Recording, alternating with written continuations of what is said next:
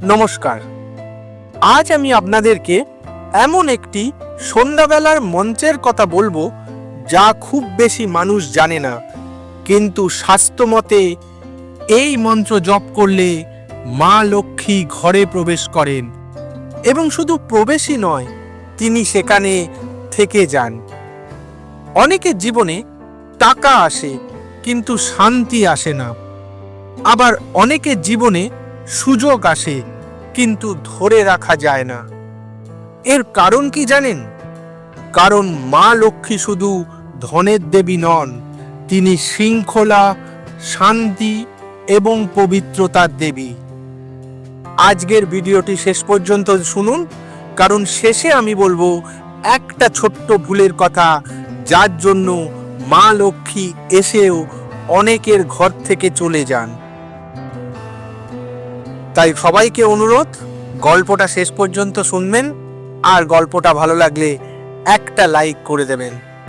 চলুন শুরু করি আজকের গল্প, মা লক্ষ্মীর আগমন ঘটানোর সন্ধ্যা মন্ত্র। শাস্ত্রে বলা হয়েছে সন্ধ্যা হলো দিবস ও রাত্রির সংযোগকাল। এই সময়টিকে বলা হয় সন্ধ্যাক্ষণ।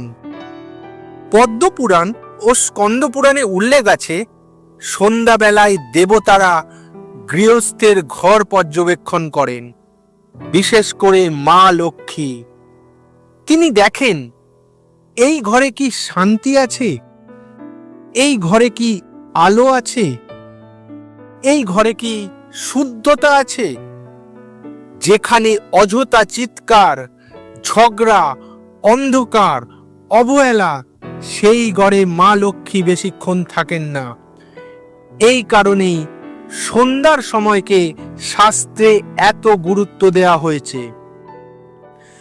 আজ আমি যে মন্ত্রটির কথা বলছি, এটা হয়তো খুব জনপ্রিয় নয়, কিন্তু তন্ত্র ও পুরাণ সম্মত। মন্ত্রটি হলো ওং শ্রীং হ্রিং কমলালয়ে প্রসীদ প্রসীদ সাহা। এই মন্ত্রের প্রতিটি শব্দ অত্যন্ত শক্তিশালী। শ্রীং মানে হচ্ছে লক্ষ্মী বীজ মন্ত্র, এটি ধন ও স্থায়িত্ব আনে। হ্রিং মানে গৃহশক্তি ও পবিত্রতার বীজ। কমলালয়ে, যিনি পদ্মাসনে বিরাজমান। প্রসীদ প্রসীদ, মা কৃপা করো, আমার ঘরে স্থায়ী হও। এই মন্ত্র শুধু ধন চায় না, এই মন্ত্র চায় মা লক্ষ্মীর স্থায়িত্ব। এখন শুনুন, এই মন্ত্র কারা জপ করতে পারেন।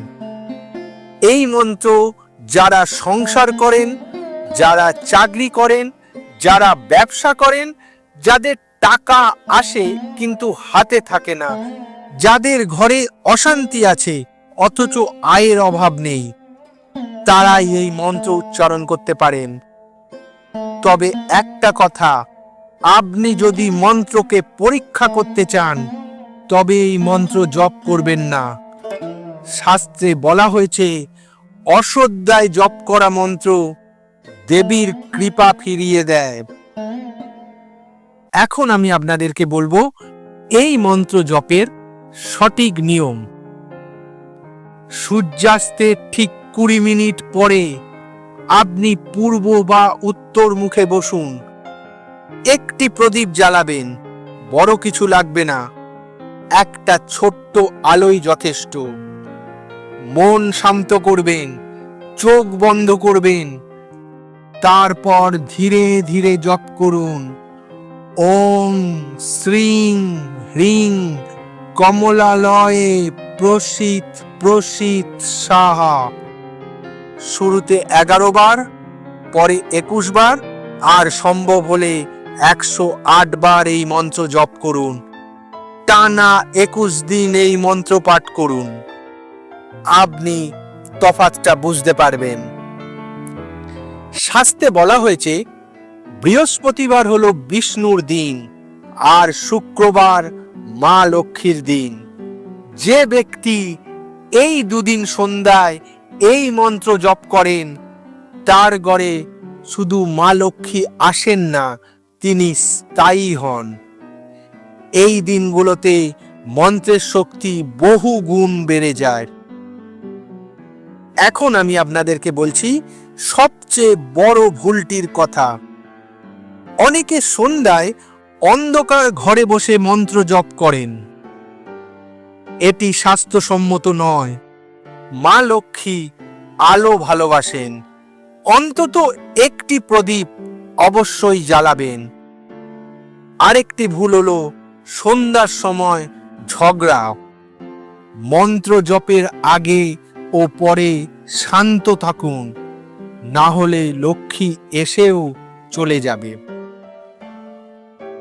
প্রথমে কয়েকদিন মনে দেখবেন শান্তি আসছে, তারপর অযথা খরচ কমবে।